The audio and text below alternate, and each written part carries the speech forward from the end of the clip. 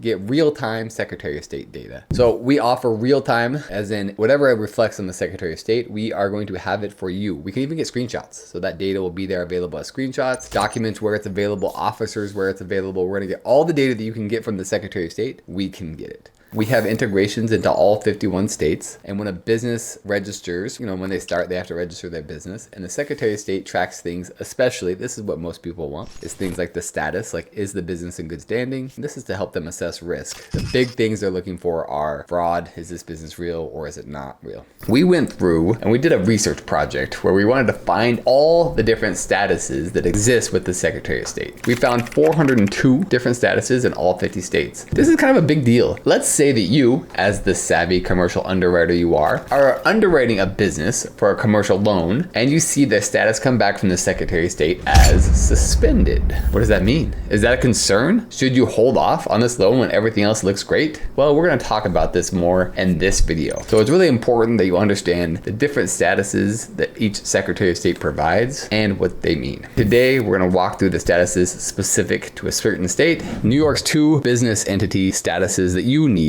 to know. Number 1, active. This status indicates that the business entity is currently operational, compliant with all filing requirements, and in good standing with the New York Department of State. An active status means that the business is authorized to conduct operations within the state and has met all necessary legal and regulatory obligations. For lenders, this status generally suggests a lower risk profile, as it indicates the business is meeting its legal and financial responsibilities, which can be a positive indicator of operational stability and creditworthiness. Let's proceed to number 2, inactive. This status means that the business entity is no longer active. This could be due to several reasons, such as failure to file required annual reports, non-payment of fees, or voluntary dissolution by the owners. An inactive status means the entity is not currently authorized to conduct business operations until any issues are resolved and the status is updated back to active, if applicable. Lenders should approach inactive businesses with caution, as the status may indicate financial difficulties, non-compliance, or cessation of operations, all of which significantly increase lending risk and raise concerns about the business's ability to repay loans or maintain stable operations. All right, let's look at an example if we wanted to do something like this and kind of how Cobalt Intelligence can help you with this. This right here is an example using this API. Now, Cobalt Intelligence is an API first, where the idea is that you can get all this data via API and get it integrated right into your system. Let's say you search for this business, 199